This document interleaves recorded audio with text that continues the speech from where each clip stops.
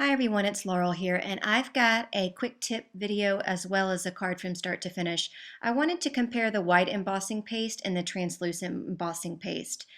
When I purchased both of those, I also myself was wondering the difference, so I thought, hey, maybe you guys were too.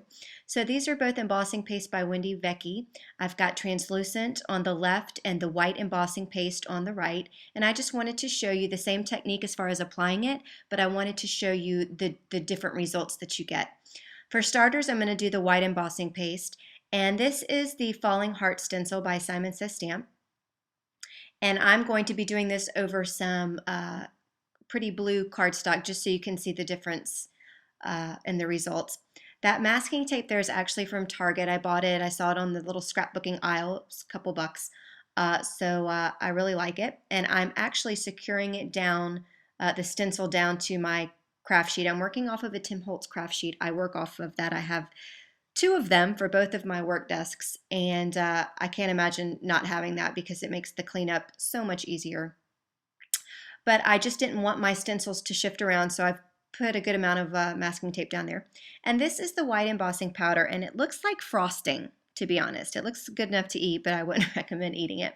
And that is a palette knife by Faber Castell. And if you don't have one of these tools, you can use the ends of like a gift card, Starbucks card. You can actually use some cardstock to smear it around. Whatever you have with a flat edge, you certainly can use. You can probably use a butter knife if you wanted to, but I really love this tool. So I'm just kind of smearing it around very liberally, making sure that all of the heart indentations of the stencil are being filled with that embossing paste. I want a really good smooth result when I lift up the stencil. So I'm just going up and down, left and right until I make sure that all those little holes are filled in with some paste. And then what I do is I take the edge of my little palette knife and I scrape off the excess because I love embossing paste, so I don't want to waste any. So I'm just scraping it off there with the edge of the palette knife, making sure that I'm not getting up any of the embossing paste from the design there. And once I'm satisfied with that, this is always the fun part when you lift up your stencil and you see the design that you get and the result. And when I lift that up, oh, look how pretty that is. It's pretty, it's poofed up off the page, it's white. I really, really love it. And sometimes you get some along the edges there. You can use your fingernail, or I just use the size of that side of that palette knife there, and I just wipe off the excess that's hanging off of the edge. And also, if you see on the left hand, there's a little tiny little bit right there. It doesn't need to be there. So I just take it off with my fingernail. It's so easy. And then I set it aside to dry. I think it dries within an hour of the white embossing paste. And I usually use a wet wipe to clean up my stencil and my work surface. And I would advise doing that right away because once it dries, it is much harder to get off. So I would clean your tools and your stencils and your workstation right away. This is actually using the translucent embossing paste, and I'm going to do the exact same thing using the exact same supplies, and I'm just going to be using the translucent embossing paste this time.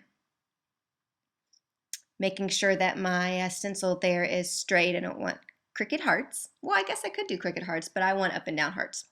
Now this is the embossing paste. It's a thick consistency, almost like a really thick glue or something, or pudding. I don't know, but it's really thick. It goes on very smooth. I'm applying it exactly the same way as I did with the white embossing paste, or any embossing paste for that matter. And I'll go and take the edge and scrape up the excess and put it back in the jar there for future use there.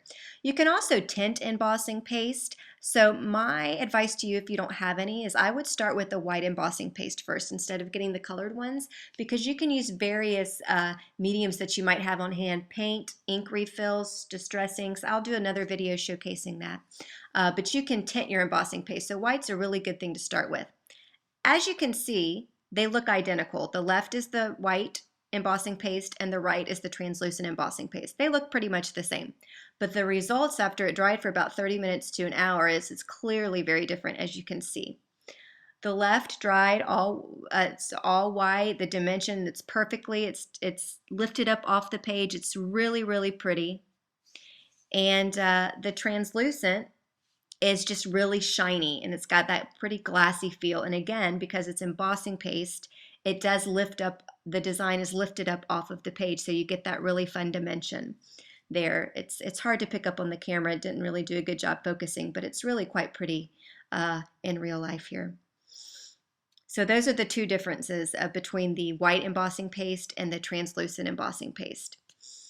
And here is a close-up of the white embossing paste there, and you can kind of probably see the dimension against that cardstock. Now, for some reason, I went a little crazy here and decided to try a resist technique for the first time on camera, and I'm using some Faber Castell Design Memory Craft Gelatos. Now, they've come out with a new form of gelato. It's called the double scoop, and as you can see, it's much bigger than the original gelatos, so you get more bang for your buck, and they're available in a lot of colors. So I got some of the double scoop, and I'll be doing more videos using some gelatos in a future video. But here I'm just kind of, I don't know what got into me. I just wanted to see how it would look. So I'm grabbing a bunch of different colors of gelatos there. This is not watercolor paper because I had not intended on doing this on video, but I did. So I'm going to get a paintbrush and some water because gelatos you can blend two ways, with water or you can blend using your finger. I thought it would be easier here for the resist technique by kind of saturating the paper first and smearing it around with the water. And gelatos are really fun, and there's really no right or wrong way to use them, which is why they're super fun. My son uses them, actually. And so I'm grabbing some more color here. I figured, hey, let's just go to town with these gelatos. So I'm going to heavily saturate the cardstock there. And I'm just smearing all the gelatos around with the water and the brush. And I do have a gelato series that I did last year. It's called Simply Gelatos. I'll link to them on the blog post and the YouTube video if you want to see different ways to use gelatos. But anyway, as you can see, the embossed hearts there are resisting the gelatos. So you can do the resist technique using the translucent embossing paste. The white wouldn't work with that because I think the white would pick up the color, but with the translucent, it definitely resisted all those colors that I added. I added a lot of color and a lot of water, as you can see there, and the design is just shining through. It's so pretty. And here's a quick look at both of the cards there. Now I wanted to show you a very quick, clean, and simple card using some translucent embossing paste and embossing powder. This is using some Zing embossing powder, and we're going to heat set it. So to start with, I'm applying the translucent embossing paste the same way you've seen it the other two times. You guys are probably sick of seeing it. And I'm using the same stencil. I kept the theme of the hearts going because Valentine's Day is coming up. And I am applying it exactly the same way. There is no surprise here.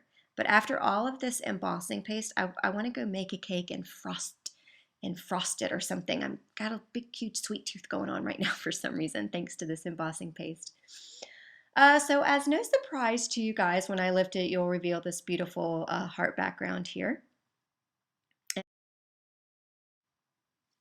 And I'm going to immediately clean my work surface. I do it right away because it is a mess to clean if it dries. And I'm going to be using some Zing embossing powder in the color Grapefruit. It's an absolutely gorgeous, gorgeous, gorgeous pink embossing powder. And I'm going to apply it just as you would if you had used Versamark and you're going to heat set it. I'm doing exactly the same way. I'm going to dump it all over the embossing paste, and the embossing paste is going to stick, and the embossing powder is going to stick to the embossing paste rather. So it's pretty neat. I'm thumping off all the excess powders that I don't want in weird places, and then I funnel all that stuff back into the jar as best as I could because I don't want to waste any of my precious embossing powder there. And then I'm going to heat set it using my heat gun. Now you can let it dry, the embossing paste dry naturally, and then heat set it, but I wanted the hearts to kind of bubble up, and to get that look, it's best to go ahead and heat set it right after you add the embossing powder rather than letting the embossing paste dry. So I've gone ahead and if you can look carefully, you'll see them all bubbling up, and it's pretty cool.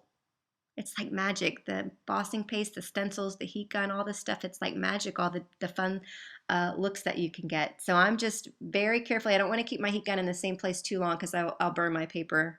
But I really like the bubbled up look, and I've got a photo for you here. You can see how cool it is all bubbled up. Yum, yum, yum. Isn't that pretty? Don't you guys just think that's really pretty? I love what embossing paste, embossing powder, and a heat gun can do. So taking that same stamp set there, I'm going to stamp a sentiment down. I kind of plan my cards as I go. I don't sketch things out, so you guys will have to forgive me. I'm kind of winging it here. Did a lot of things on camera that I probably shouldn't have. But anyway, I'm mounting my sentiment there on the Martha Stewart footed press, uh, making sure that I lined it up great. And I stamped that heart out off camera using some Tide Pool Shadow ink, by the way. It's from the same stamp set, and it also has a coordinating die cut. But anyway, I'm going to be using some Mama Elephant ink in the color Eggplant. It's a beautiful purple color. I have their entire line of inks. I think there's 12 inks total, and I absolutely love them. They give great coverage, and they're fantastic colors, very deep, rich colors, and I love them. I'm going to pop that heart up with some foam dimension there. And then I decided I'm going to apply that strip directly to the card panel there, but I needed to be framed out. It looked kind of stupid sitting there like that. So I took some cardstock and I applied the Mama Elephant Eggplant ink pad directly to the cardstock so I could have some matching strips to go with the sentiment, and I adhered them down to kind of frame out the card. I think that kind of grounded it a little bit more. And then I'm going to take this Wink of Stella glitter pen that you guys have seen all over the place. I absolutely love it. And I'm going to give this card some more shine by adding it to the purple strips and also to the heart. And it's really hard to capture glitter on camera. If you guys know how to do it, let me know, but I never can. But in real life, this is really pretty. It's a clean and simple card, but I am hoping that the recipient will love it. And that's pretty much it. I appreciate you guys hanging in there with me, and thanks for watching. And be sure to check out my blog, laurelbeard.org. Thanks for watching.